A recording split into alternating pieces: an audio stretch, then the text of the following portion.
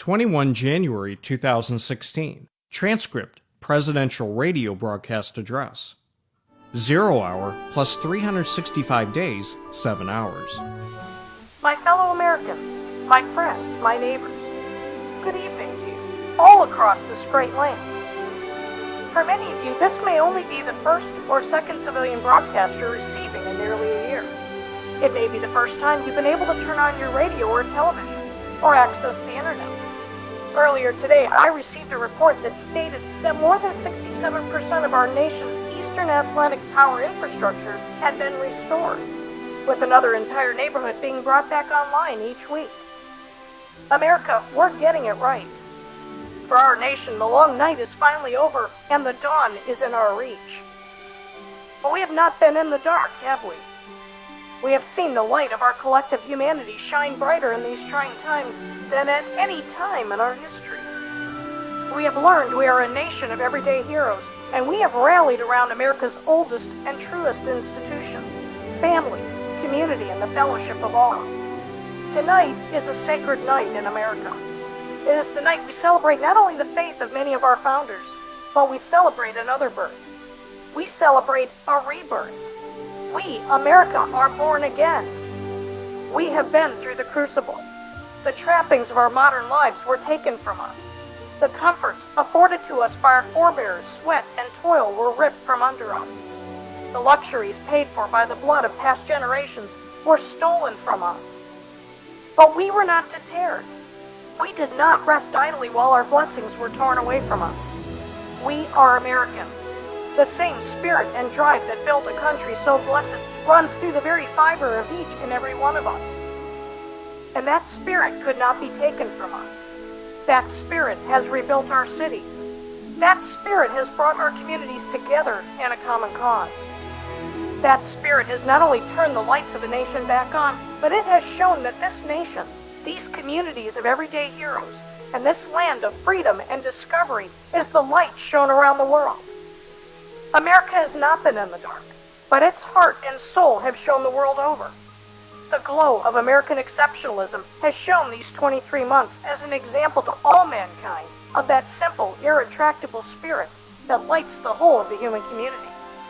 You are all an inspiration. You are all the latest in a long line of Americans to lead with compassion for one another, with ingenuity and inventiveness, and the can-do attitude that brought this world, the new world, to the forefront of human accomplishment. In your faith, we have clung to the most valuable of American assets, the American soul. As Melville wrote, "For did ye but once take the full force shock, it mine own electric thing. Mine own electric thing. Not that electric thing that toils to light my way from hall and house, but mine own electric thing, that soul that powers the full force shock of men's finest hours on this earth." You, my neighbors, my friends, my fellow Americans are that. You are that electric thing that, as Lincoln reminded us, will light us down in history with honor or dishonor to our last generation. You are that light. We have not been in the dark, but that light of America has never shone brighter than in these black hours. Welcome home, America. In the long night, we have lost much. We have laid to rest some of this country's best and brightest countrymen. We have mourned in silent separation for loved ones and strangers. We have been diminished by these terrible losses. Tomorrow, we will take upon us that task at long hand. We will hold those who have stolen these loved ones and these months from us accountable to their actions. It is not vengeance we seek. It is not retribution that could ever fill the hole in the life of a child who's lost a parent, or a mother who's lost a child. We seek only that which divine providence promises. We seek that from which our foundations have risen. We seek justice, and we will have it. My fellow countrymen, take heart in the knowledge that brave men and women that serve us in uniform have stood firm throughout the long night. They have risen to tasks far beyond the battlefield. They have secured our borders and shorelines. They have ensured our place in the world community by demonstrating the resilience of our nation. They have held firm America's interests abroad and stood post over the resurrection of our cities, towns, and communities.